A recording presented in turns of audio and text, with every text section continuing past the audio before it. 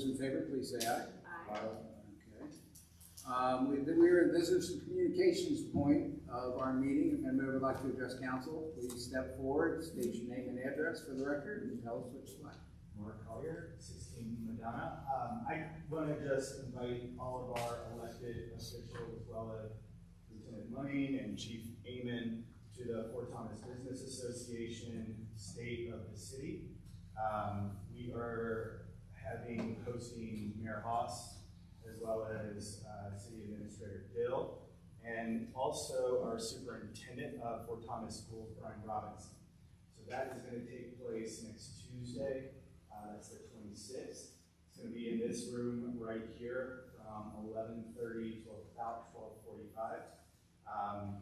The networking program is going to be at the beginning, so feel free to come and talk to local business owners, hear from our heads of city and schools, and we very much appreciate you guys joining us. That's all I have. Hey, thanks, Mark. Hey, Mark, do me a favor, check that mic, make sure that's on. There you go. Okay, do that again. Yeah. Got it. Got it. Okay, thank you. Would anybody else like to address council?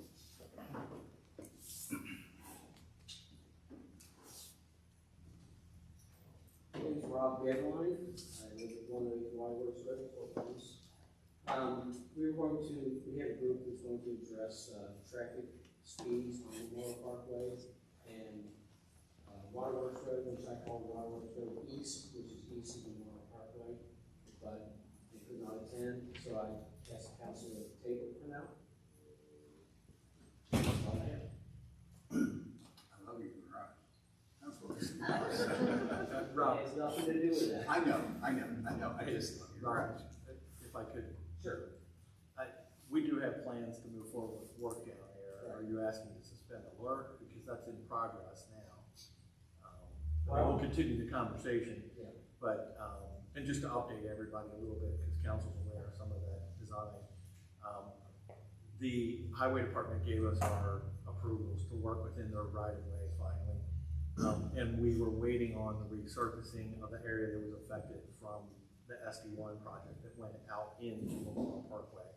So they repaved that, and part of the plan was to remove the crosswalk on the north side of the intersection, because there is a crosswalk on the south side. There's really not a need for both. And what that does is allows the center line to extend further south to create more of a 90-degree turn. And then we have the pylons in the middle that'll be at the intersection with the idea that it'll slow traffic entering.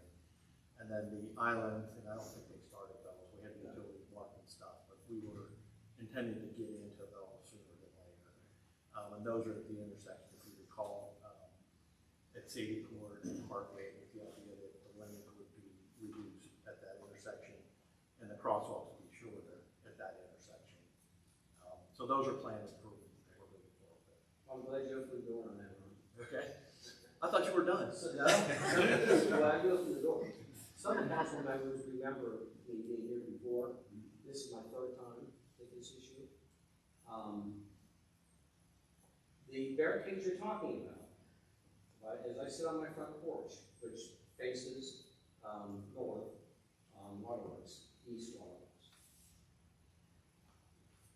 For the car down there trying to get on Memorial Parkway, north or south, is the same as a barricade, because they have to go around that car to come with Waterworks. All that does is slows them down a little bit, they make the turn, and they hit the gas pedal, and they fly at Waterworks. And that's why I've been pushing for speed humps. They've got them on West Southgate for the same reason. And like I said, other people who live on Memorial Parkway could not make it today. But there was recently another accident, if you're aware of it, maybe 2 months ago, where there was a new family trying to cross Memorial Parkway. Car coming north stopped for the people to cross. A car coming south stopped. The second car stopped. He looked in his mirror and put on his brake real hard because someone didn't hit the brakes and slammed in the back of that person. Oh, So you had a 3-car collision. It was nasty. It's wanting somebody to break their neck, because this person hadn't been going, even if they're going 35, you can break your neck at 5, okay?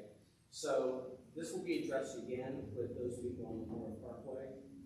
It's not just the traffic coming off Memorial Parkway. It's people coming down from North Fort Thomas Avenue. They're going just as fast. Now I have grandchildren trying to get out of the car with my daughter. So it's a bigger issue than just some stanchions or some type of obstacle at that intersection.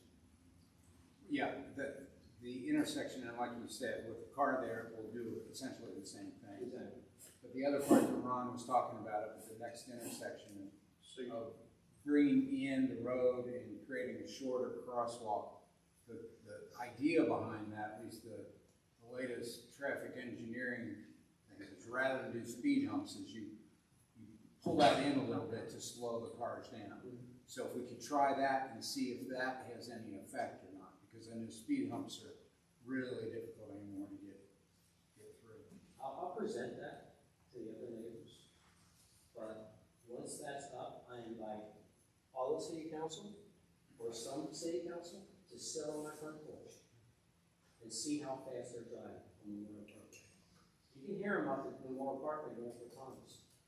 Hit the gas, and you can hear them accelerate.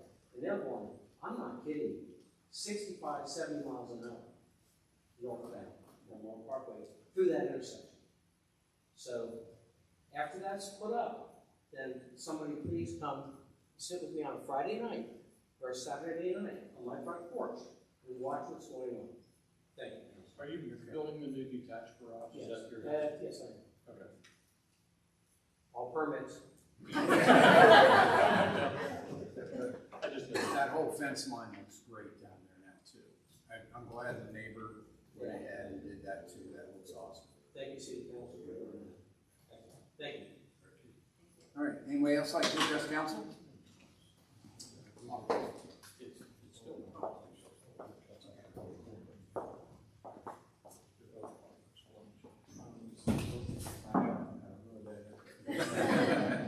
This is my wife Sarah. I'm Bruce Seidel. We live at 190 Parkway, and our property butts up on Tower Hill Road in Rowdy. We wanted to request a permanent easement to access the backside of our property. I'm saying that. So it's 13 acres. It comes off the Mining Parkway, and it goes down to Rowdy along Tower Hill Road. There's a dirt road there already that comes off of Rowdy. It's been there since we've been there 10 years.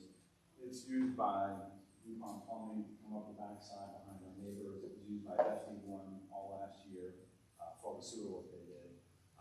Hunters use it. So there's an existing dirt road, but the city owns the first 200 feet, and then the rest is on our property. So what we'd like to do is basically look at the downsize, sell our house, and build a small single-family dwelling down on the property, but there's no way to access it right now. You'd have to go through that first 200 feet of the property. So, do we point it out? Yeah, I'll jump in. We've had some conversations with this owner, and they had approached us. And if you look at, we pulled up this visual. If you look at the red line that runs parallel to 6335, and cringe when I say that, but the old Route 8 down there, the red line here is the 200 feet. The city owns the depth from the frontage of the old Route 8 up to that point. And if you look at the very bottom, Eric, you might be able to point that their house presently is right at that very bottom of the stream right here. So this is the property line, is this? That's our house, yeah. Is that the last house in Miami? No, that's actually Yeah. my Yeah, please. We go straight into it. We need a laser pointer. I know, I was We just use thinking. it. Or van or white, one of those. I've had one of those for years. So this is our house, this is Mining Parkway. So we're the last one, Mining Parkway. So this is about 13 acres. And this is actually a quad trail, all the way down. This is the ridge line. If you were to continue from Mining Parkway, just keeps going down like this is the ridge line. This is what you would build on. And then there's actually a dirt road, it's kind of hidden, but it runs along Tower Hill Road on this side of the creek, runs all the way up and behind all the houses on Park. Oh, yeah, I have seen that. So SD1 did significant work up there, 2 years ago, I guess. Last summer. Yeah, last Yeah, summer. and they flattened it out, They replaced all the sewer lines up there, so they Yeah. used it as an access. Yeah, so all these sewers were repaired last summer by SD1. So they basically came up along this dirt road that you can't really see, but it basically runs along Tower Hill Road. So the first 200 feet, right up against 635, this is all city property. I guess it was donated years ago. So, you know, like I said, we drive along there to put my pickup through it. DuPont uses it all the time to access my neighbor's property on the backside. So there's already a dirt road there, but to get through it, we have to cross 200 feet of city property. So we'd like to build a small single-family dwelling right here, which is buildable, but we have to get to it. So we can get to it now, but it's the first 200 feet going on our property. So we wanted to propose that we have a permanent easement to access it up there. And then there would be no additional development, there would be no additional houses, no condos, we just want a small little house on the backside there, and we'd sell this house. So Tom, can you fill us in on what the process is? Yeah, and we've had some ongoing conversations again. I think typically it would get referred to raw labor license for, you know, conversation and study about what that means, how we acquired that property, if there's any deed restrictions on it, what would be entailed with, and then certainly the owners could be in committee and talk about any restrictions that might be placed, whether it's a sale of the property or easement or anything else that the city might consider, or just come back with a recommendation on the best way to respond to the request. We have looked at other access points, and, I mean, that seems to be, It's, yeah, you have to come across the creek, even if that's allowable, I don't know. I mean, there's such a, you know, that's what the spot is. Yeah, so they own all the frontage along that side of Tower Hill, but it's not accessible at all, because if you see the creek possible line, in the house. I'm not even sure you could get permits to do a culvert or crossover in there. And so it's pretty restricted to get access along that frontage. They have frontage to create a separate line, but it's the access issue that they're trying to solve, so. So we need to make a recommendation to send it to the committee, or? Yes, it just needs, I think that's the best way to proceed. Yeah. Yeah, to the law labor license. So we'll make a motion to send it to law labor license for review. Second. Any other discussion on that? So we'll reach out to you when we set committee. Okay. We'll do that then. The access would be from Tower Hill? I'm I'm sorry, around. From Raleigh. Just down the Ken, corner. just to, if In you the look at corner where of Tower Tower Hill Hill hits at the very top of Yeah. the screen, it's almost immediately adjacent to that where it comes in, and that's the best access. I mean, there's really almost a road there now. Yeah. And there is a road down there. As you drive down, I actually put up a no trespassing, even though it's not my property, because people come back there all the time. But there's actually already a road there. That's, And you can get all your utilities to where you want it to be, you just want to get back to nature, I guess. So, pretty much. We just want to sell it, we just want to sell it. on the downside. Yeah. We have nobody at home anymore. Great space. It's pretty nice, be awesome. Hopefully we can make it work for you. Thank you, great. Thank you All very right, much. thank you. We'll get back in touch with you when we schedule the meeting. Okay, thank you. All right, anybody else like to address council? All right, we'll move ahead with reports of officers. Fire Department monthly report. Thank you, Mayor and Council. With October being Fire Prevention Month, I think it's my duty to remind all of our residents to check their smoke detectors. Make sure you have a good evacuation plan. In addition, we've had significant progress going on at the city building, so the fire department plans to move up there within the next 2 weeks. So all the apparatus we moved from up here to the park will be back there. Sounds great. All right, entertain a motion. Move to receive and file. All those in favor, please say aye. Opposed? Thank you. Thanks, Chief. All right, Police Department report. Mayor, Council, if there's no questions, I have nothing further to report.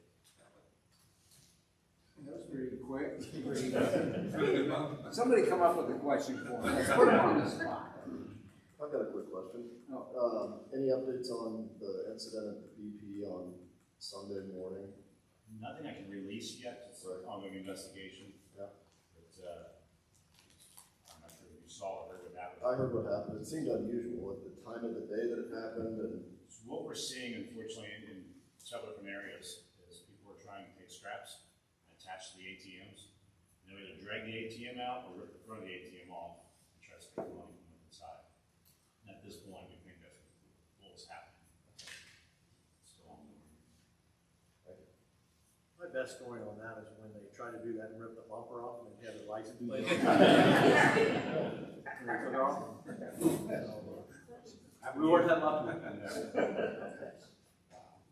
All right, thanks, Chief. Or no, Motion to receive and file. Okay. Second. All those in favor, please say aye. Aye. Opposed? Thank you. City Administrator's report. None. I'll touch on a few items that I can update. First thing I wanted to report was the American Rescue Plan Act. The funding that has been circulated to all the municipalities and county governments and so forth, and I've kind of spoken to this issue in the past, really has guidance that's been provided by the federal government, is the best way to put it. Pretty restrictive, and we did some display of that. And I've professed what I've been taught, and that is patience, so that we go about this the right way. The first reporting was at the end of this month, and that has been extended until April 30th of next year, which gives you a pretty good idea that they don't really know yet all of the issues related to it, so they're not asking people to report how that funding is being utilized. With the exception of lost revenue through our city government functions, we're not recommending any other type of project at this point until we're sure of all the issues related to using those funds. So stay tuned. We do have a meeting in this room on October 20th, which is this upcoming Wednesday at 6 o'clock. That's the Fort County Planning Commission. They'll be doing their first introduction, really, of their timeline and process for updating the zoning ordinance. They have some draft language that talks about form-based zoning in our central business district. That's a starting point conversation, because that's probably the biggest departure from what we've always utilized as our zoning tool. So that meeting is coming up this Wednesday. The Tower Park Playground equipment, both locations are in place. All the equipment is there. All the pieces have come in. I think Cap was teasing if somebody stole one of the pieces, that would be really bad. Oh, not me. Okay, so yeah, before they got them done, but that didn't happen. So good job to the police department. Nobody stole any of the pieces, so it's all put together. They are scheduled to start the surface at both locations starting this Thursday. So they should be complete within a week. So the kids will be turned loose to have all fun on those. So they'll be done.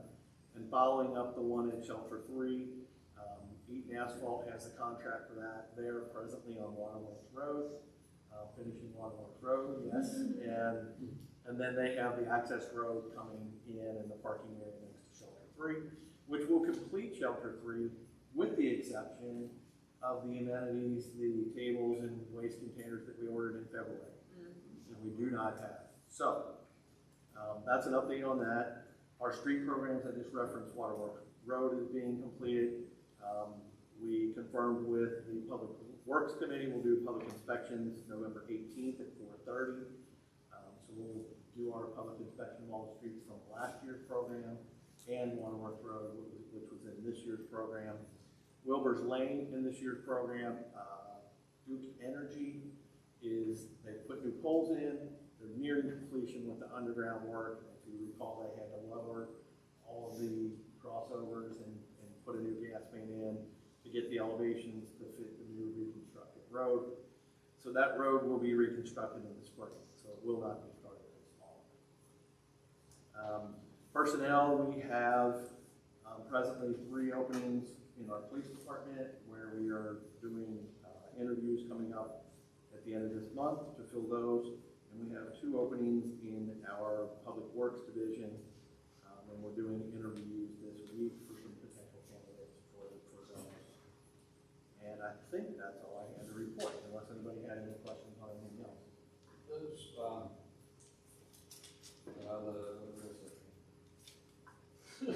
where you throw the bags in the hole, is that a Cornhole. Yeah, cornhole. Yes. Is that, I mean, are they fixed to the ground? They are.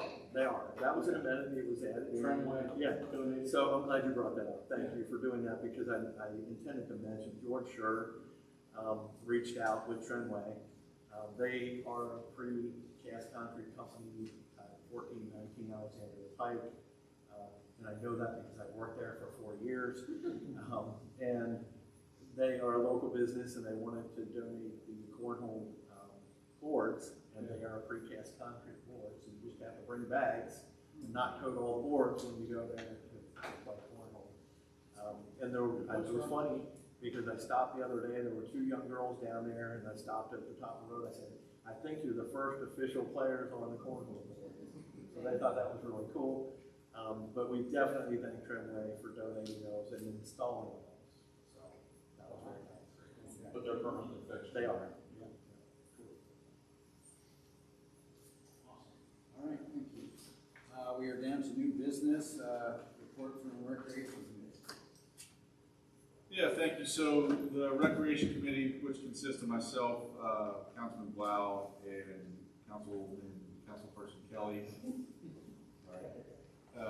met prior to this meeting, and a couple of things we discussed were the skate park, bike park, and splash park, and the locations of those. And the recommendation that came out of the committee was to approve Chris Manning and city staff to move forward with a cost and location analysis, scale analysis. And I think we need to vote on that for them to move forward. Is that correct? That is correct. All right, so recommendation is to approve for Chris and staff to report cost, scale, and location analysis. So the next step of the process. Second. Thank you. Well, any further discussion? I'm just curious, will that include analysis of the skate park at Highlands and Bowl, and, or is that encompassing all of those things? That's the ask. Okay, yeah. Thank you. Yep. So we need a roll call vote, please. Ms. Kelly? Mr. President? Aye. Mr. Bowman? Aye. Mr. Weasel? Aye. Mr. Blau? Ms. Brown? Aye. Thank you. We are down to consideration of purchase agreement 18 North Fort Thomas Avenue, Chucky. Okay. In your packet, you have a copy of the actual purchase agreement. What this represents is a culmination of conversation that we've been having with the owner at 18 North, which is Fort Thomas Property Highland LLC. And they have offered the parking lot area. Joe, did we put that up? We had that removed. No. You're familiar with the area in question. It's the property behind the theater building, 18 North. It is attached to property that is adjacent to that that's owned by the city that's parking. The offer would be that we would take over that property as a parking lot in its current use and form, and it would become a public parking lot. We've shared with this council the ideas that are all centered around strengthening the central business district. They're all in compliance with our community comprehensive plan for addressing a need for public parking in our business district and the central business district. And it gives us that opportunity to move forward with some of those connecting pieces with pedestrian, wayfinding, signage, and so forth. And the nuts and bolts of it is basically they've made the offer at appraised value plus cost for the title work at a value of $167,809.60, and some closing costs, which are pretty normal for that type of transaction. So that the purchase agreement, Tim worked with our attorneys. They did a lot of title search. You're familiar with the idea that there's a lot of easements, crossover easements, and the city had rights to get there, and other property owners had rights to get there, our parking lot, vice versa. So it cleans a lot of that aspect up by making it a public parking. Very convoluted through the years, attempt to really create crossover parking with a lot of different entities. And this will clean all of that up. There is one piece that is not part of the parcel, and that's the actual access piece from Miller Lane. No, we're gonna get there. We still have the same right of access. That part is actually owned by the school district. And the intention, and we've had conversation with them as well, to make that part of the entire parcel.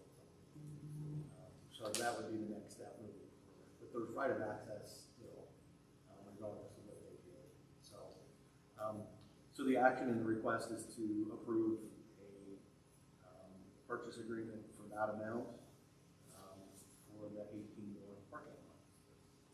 Entertained motion? I would move to approve. Second. Is there further discussion?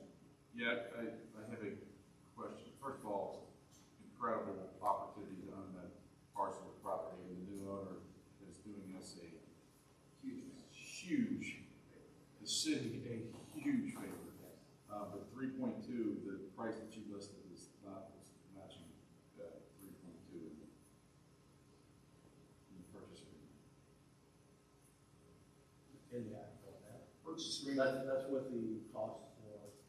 Yeah, okay, so For the title work. 167 was the total. Yeah, the appraised value is, Tim, do you have it from? It's 159, appraised value is 159,709.60. Yeah, it says in 3.2, it says that's the purchase price also. Is that accurate or 167? Well, the cost includes all the title work, and that comes to the 167,809.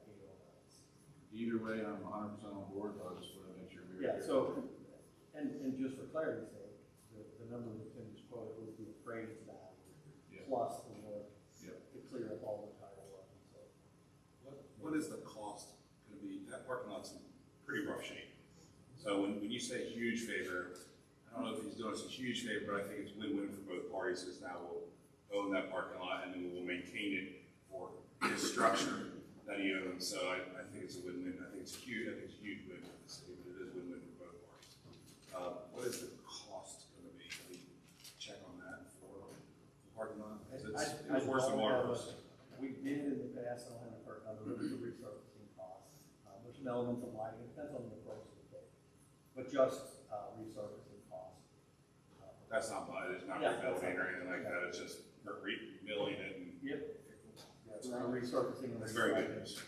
I have another question. On page 7, paragraph 2, it talks about potential acquisition of adjacent lots. Is that anything that could impede our intended use if we weren't successful in those negotiations? Yes. I don't know what those portions are. No, I think that reference, and you can help me out, but that reference is simply there are parking areas adjacent to this parcel that are behind some of the other buildings. And we approached and had some conversation with them, and it's not part of this acquisition. And it wouldn't affect our. It wouldn't affect, they still have rights to go over the public property and get to their parking area. So it's really just whether it becomes an issue of being in control and under the same scope and design of that entire parking area. At some point, Ken, I wouldn't be surprised if they want to make sure their little parcel becomes part of the city parking lot. Yes. You know, there's very little gain for them. Right. And if they can still offer the parking anyway to their people. Good. All right, any other questions? Move to approve? I think we've already had a Sorry. motion, second, just roll call vote, please. Ms. Kelly? Mr. Henry? Confused? Mr. Beazle? Aye. Mr. Blau? Ms. Aye. All right, thank you. You're down to consideration of memorandum of agreement for 25 North Fort Thomas Avenue. Okay, actually, this has had a little bit of an 11th hour change, and I'll explain that. We have an MOA that was put in your packet, and it involves the 25 North Fort Thomas Avenue property, which is the old B&T building for best reference. We have been working with a local investment group that was interested in moving forward with a restaurant use at that location. Part of the terms of our development agreement with One Highland was that that developer would present and has presented a phase 2, which would involve that building site, with the idea that the anchor tenant or the primary and maybe only tenant would be a sit-down restaurant user. Obviously, they proceeded with the first phase of their project. we've experienced a definitely different year and a half in the past. They were not successful in getting that opportunity forward in that time frame. We had an obligation to that building to purchase it at the cost in that joint development agreement for $825,000, which is what they paid for it. The development group that's local is called Porter Group LLC, and Jeff Hudipole is representing them, and I know he's in attendance tonight. They've had recent conversations. The MOA was intended to bridge the time period between that group working through all the due diligence to figure out exactly what costs were involved in developing that property for that purpose. And it would take the city out of the situation of having to purchase it under our agreement with the developer at One Highland. And I think the last conversations with the Porter Group and the current owner of the property, which is One Highland, is that they would extend that time frame. We've received notification from them. They're not asking the city to purchase it. That deadline was October 15th, which was last Friday. If the parties could move forward with working toward a joint development agreement. So that's really where they are. It doesn't really require the action of the MOU or MOA at this point. Because they're extending that time frame, we're not being requested or asked to purchase the property from the developer. And the investment group that's interested in moving forward with the idea of a restaurant will be working with the city and with the current owner to try to get to a joint development agreement that could be presented to council for consideration. So, didn't know if anybody had any questions, so we're not really asking for action.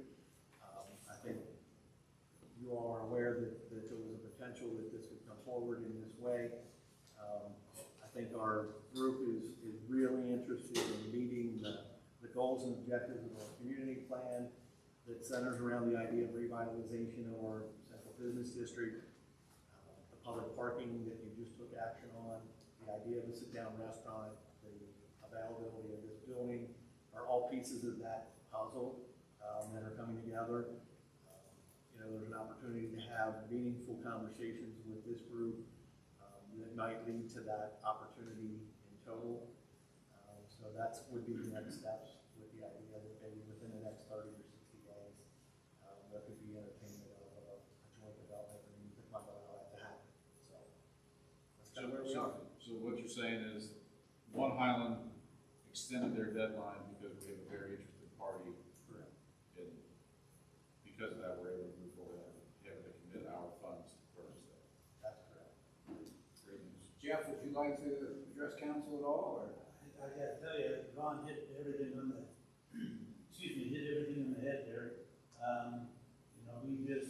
We got into this a little bit late, that's why it had been extended by the owner.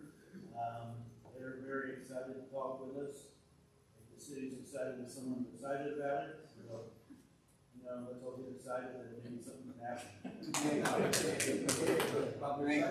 A lot of it. Yes. Thank you, Jeff. Yes, thank you. Excellent. Okay. All right, So we'll hear more about that moving forward. we are down to Finance Committee reporting disbursement. Report of disbursement September 16th through October 13th, 2021. General fund $164,487.90. Public work KDOT fund $385,257.19. CBD revitalization $325,435.41. Waste fees $101,809.35. Police and fire pension fund $1,519.07. Total $978,508.92.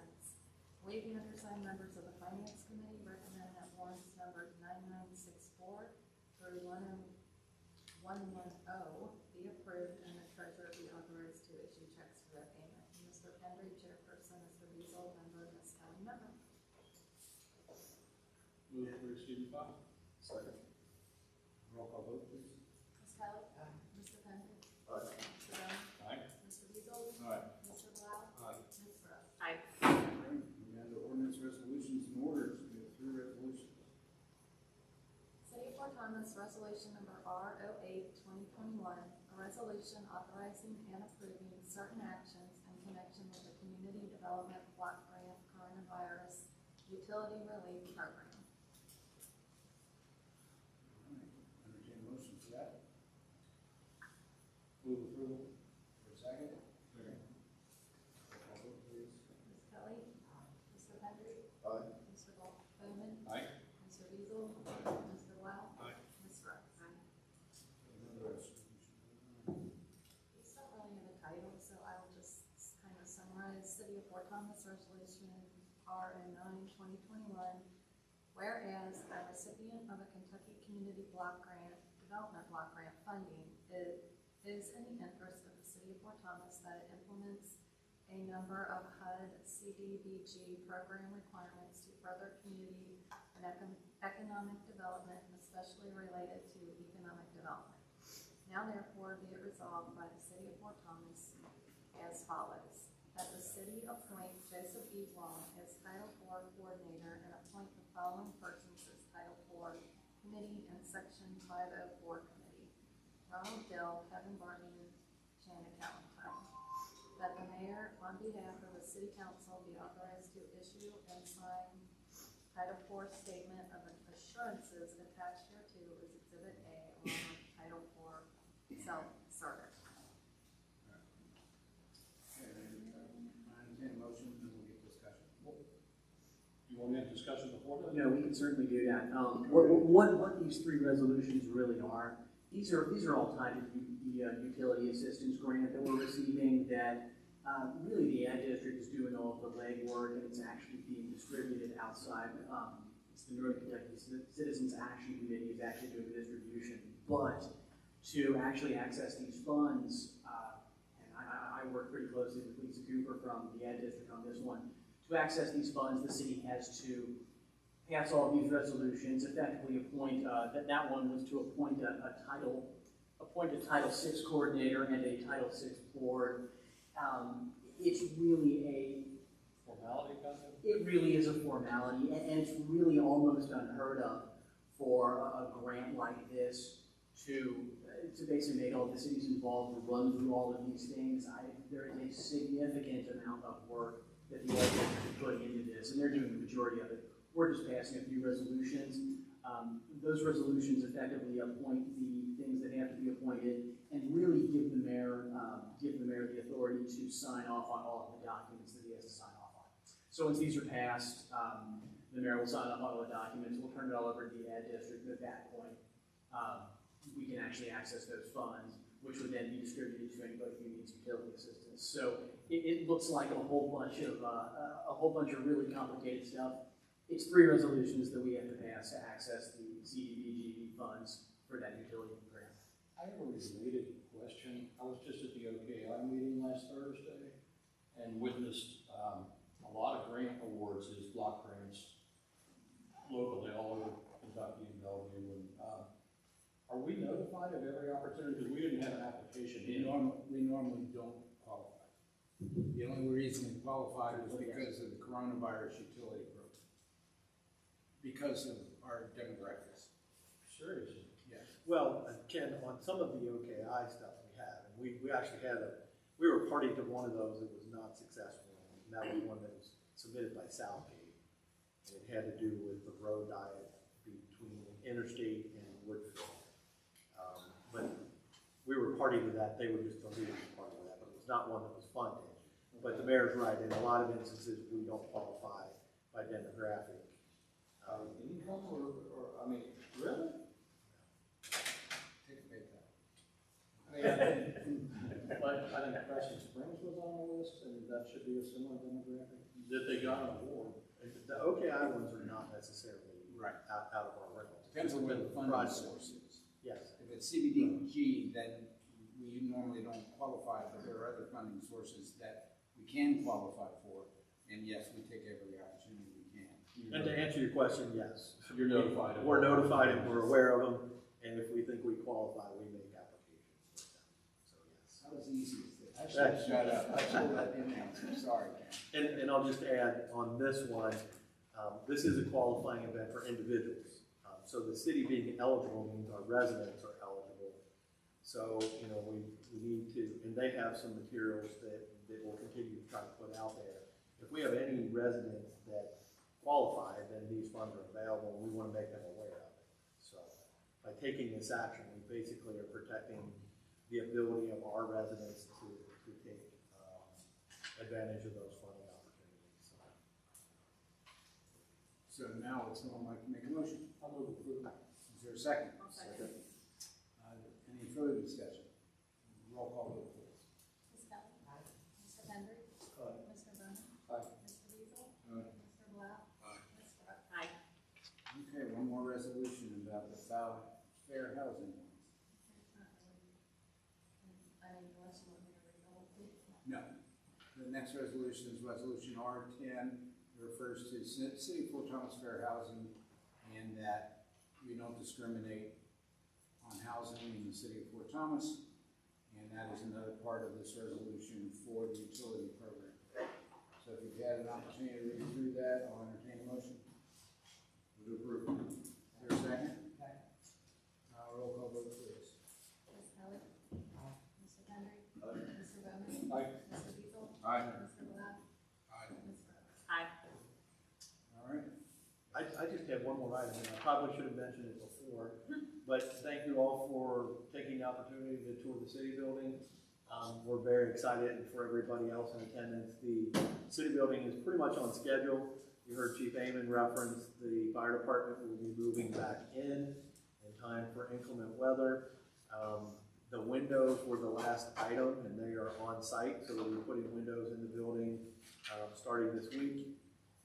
So it'll come together quickly. The fire department will occupy the space, and I know council had an opportunity to go through it. It's pretty exciting about how it's coming together. We're still targeted for first quarter of next year for the remainder of the building, and we'll be posting some photographs so everybody could go on our Facebook and see what you all saw today. So. Swimming pool's gonna be awesome. I like the water slides. All right, there's nothing further. We are adjourned. Thank you all very much for attending. Thank you. Thank you, great meeting. Excited.